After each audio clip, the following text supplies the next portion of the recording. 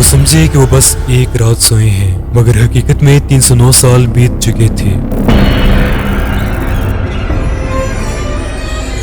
جب ان کی آنکھ کھلی تو دنیا بدل چکی تھی، نہ شہر وہی تھا، نہ وہ لوگ، نہ زبان اور نہ ہی سکے۔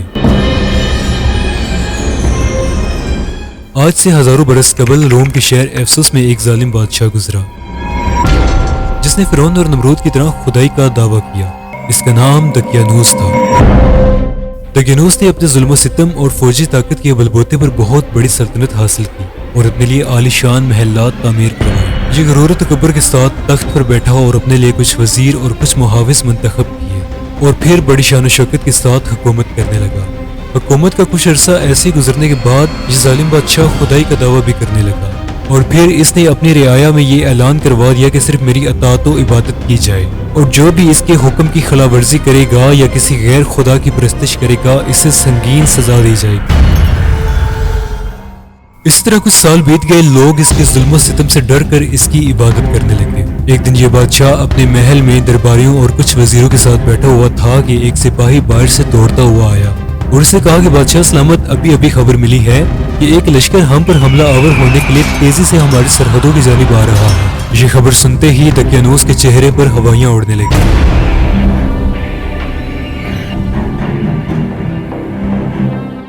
دقیانوس کے 6 وزیر تھے، جن میں سے 3 وزیر اس کی دائیں جانب بیٹھتے تھے اور 3 وزیر اس کی بائیں جانب۔ دقیانوس اپنے حکومتی امور میں ان سے صلاح و مشورہ کرتا تھا۔ یہ 6 کے 6 وزیر اور سب درباری اس وقت یہاں موجود تھے۔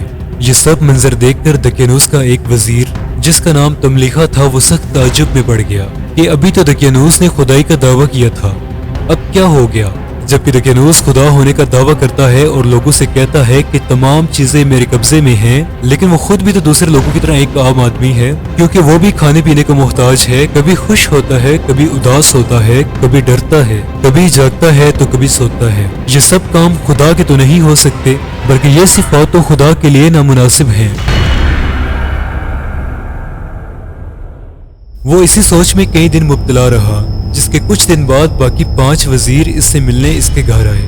تملیخا نے اپنے دوستوں کی دعوت کی اور کھانے پینے کے بعد سب آپس میں باتیں کرنے لگے اور باتیں کرتے کرتے دقیانوس کے خدا ہونے کے سلسلے میں باتیں ہونے لگی۔ تملیخا نے اپنے دوستوں سے کہا کہ دوستوں، میں بہت دنوں سے اپنے اندر ایک تبدیلی محسوس کر رہا ہوں۔ میرا بیدار ضمیر مجھ سے باتیں کر رہا ہے، یا میری فطرت مجھے نور اور روشنی کی طرف لے جا رہی ہے۔ اس حالت نے میرے اوپر اتنا اثر کیا ہے کہ میں کھاتے پیتے، اٹھتے بیٹھتے، سوتے جاگتے ایک ہی بات مجھے ہر وقت سوچنے پر مجبور کر رہی ہے۔ تملیخا کے دوستوں نے کہا کہ ہمیں بتاؤ کہ آخر کیا بات ہے، جس کے جواب پر تملیخا نے کہا کہ جب میں زمین اور دوسری مخلوقات کے بارے میں غور و فکر کرتا ہوں تو سوچتا ہوں کہ یہ سب کیسے پیدا ہوئے، یہ پہاڑ، یہ صحرا، یہ ہریالی، یہ دریا اور مختلف قسم کے جانور کس نے بنائے، اور ہم خود انسان کیسے پیدا ہوئے ہیں، کون ہے جس نے ہم سب کو پیدا کیا۔ اس کے دوست بہت غور سے اس کی باتیں سن رہے تھے، گویا وہ بھی یہی سب جاننے کے لیے بے چین ہوں اور ان سب سوالوں کے جواب چاہتے ہوں۔ پھر تملیخا کے دوستوں نے سے پوچھا کہ تم کس نتیجے پر پہنچے، جس کے جواب پر تملیخا نے کہا کہ میں اس نتیجے پر پہنچا ہوں کہ دقیانوس ایک کمزور اور ناتواں انسان ہے، وہ صرف خدائی کا دعویٰ کرتا ہے، جبکہ حقیقی خداوند تو وہ ہے جو حکیم و عالم ہے اور اس پوری کائنات کو پیدا کرنے والا ہے۔ اس کے دوست اس کی باتوں پر کافی غور و فکر کرنے کے بعد اس کی تائید کرنے لگے اور یہ عہد کیا کہ اب ہم میں سے مزید کوئی بھی شرک اور کفر کے ساتھ زندگی نہیں گزارے گا، ہم سب اس خدا کی پرستش کریں گے جو وحدہ لا شریک ہے اور ہم سب کا خالق و مالک ہے۔ تب انہوں نے طے کیا کہ دقیانوس کی شر سے بچنے کے لیے ہمیں اس شہر سے باہر نکلنا ہوگا۔ پھر یہ لوگ ایک رات ایک خاص مقام پر جمع ہوئے اور ایک بیابان کی طرف چل پڑے۔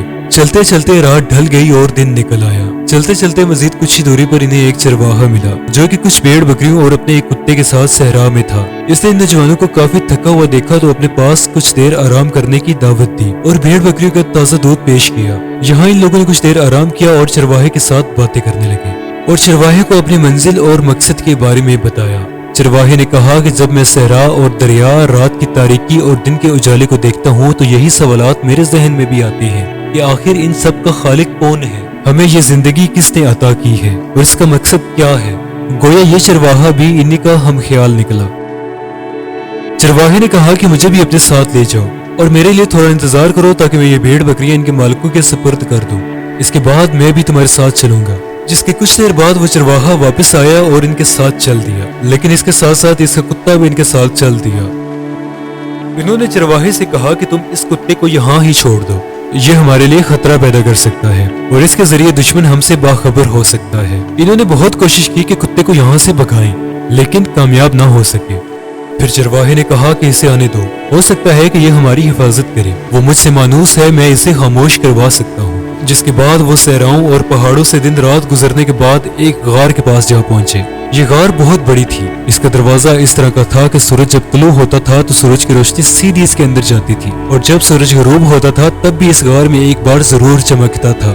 یہ با ایمان اور صالح نوجوان جب اس غار میں پہنچے تو انہوں نے اللہ تعالیٰ سے دعا کی کہ اے پروردگار ہماری محافظت فرما اور ہمارے لیے آسانیاں پیدا فرما، اور پھر شدید تھکاوٹ کی وجہ سے وہاں ہی سو گئے، جس کے بعد اللہ تعالیٰ نے انہیں گہری نیند سلا دیا۔ ادھر دقیانوس کو ان کی بغاوت کی خبر مل چکی تھی اور وہ ایک خاص فوجی دستے کے ہمراہ ان کی تلاش میں نکل چکا تھا۔ اس کے سر پر خون سوار تھا اور انہیں سزا دینے کی ضد میں ان کا پیچھا کرتا کرتا ان کے بہت قریب پہنچ چکا تھا، جہاں اس کے سپاہیوں نے ان کے قدموں کے نشان دیکھ لیے اور ان نشانات کا پیچھا کرتے کرتے اس غار کے قریب جا پہنچے۔ انہیں معلوم ہو گیا کہ وہ لوگ ابھی بھی اسی غار میں چھپے ہوئے ہیں۔ دقیانوس نے سپاہیوں کے ساتھ ساتھ افسوس کے کچھ لوگوں اور صحابہ کہف کے اہل خانہ کو بھی اپنے ہمراہ لایا تاکہ وہ انہیں ان کے سامنے سزا دے اور عبرت کا نشان بنائے، تاکہ آئندہ اس کی رعایا کا کوئی بھی شخص بغاوت کرنے سے پہلے ایک مرتبہ اپنے انجام کے بارے میں ضرور سوچے۔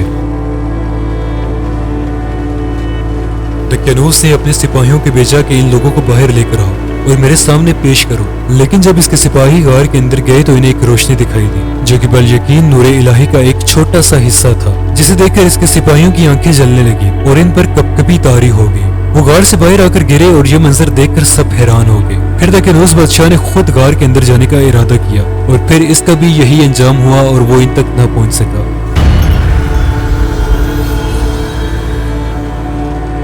پھر اس نے اپنے سپاہیوں سے کہا کہ غار کا دروازہ یہاں ہی بند کر دو تاکہ یہ لوگ اس کے اندر ہی مر جائیں۔ اصحاب کہف کے اہل خانہ نے بہت منت و فریاد کی مگر اس ظالم بادشاہ نے ایک نہ سنی اور اس نے غار کے دروازے کو ان کے اہل خانہ اور افسوس کے لوگوں کے سامنے بند کروا کر ایک عبرت کا نشان بنا دیا تاکہ آئندہ کوئی بھی بغاوت کا نہ سوچے۔ اور پھر اس نے ایک تختی منگوائی اور اس پر سارا قصہ تحریر کروایا اور ایک صندوق میں ڈال کر غار کے دروازے کے آگے دفن کر دیا۔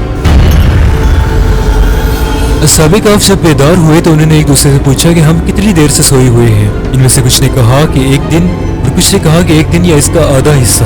اتنے میں غار کا دروازہ بھی کھل چکا تھا۔ پھر انہیں بھوک اور پیاس کی شدت محسوس ہوئی۔ انہوں نے اپنے میں سے ایک ساتھی تملیحہ کو ایک چاندی کا سکہ دے کر بازار بھیجا اور کہا کہ تم چھپ چھپا کر بازار جاؤ اور جا کر کچھ کھانے پینے کا سامان لے آؤ۔ جس کے بعد جناب تملیحہ بازار کی جانب چل پڑے اور وہاں انہوں نے دیکھا کہ شہر بالکل بدل چکا ہے، لوگوں کے گھر، پہناوا، رہن سہن سب تبدیل ہو چکا ہے۔ یعنی اللہ تعالیٰ نے انہیں ایسی گہری نیند سلایا تھا ان کو واپس بیدار ہوتے ہوتے 309 سال بیت چکے تھے،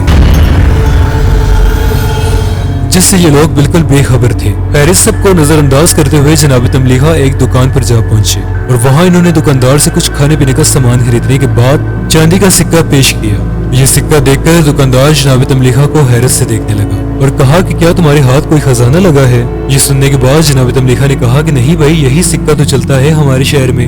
اس کے بعد دکاندار نے حاکم وقت تک یہ خبر پہنچا دی اور جناب تملیحہ کو لے کر وقت کے بادشاہ کے پاس حاضر ہو گیا۔ جناب تملیحہ نے دیکھا کہ یہاں کی حکومت، دین، رسم و رواج سب کچھ بدل چکا ہے۔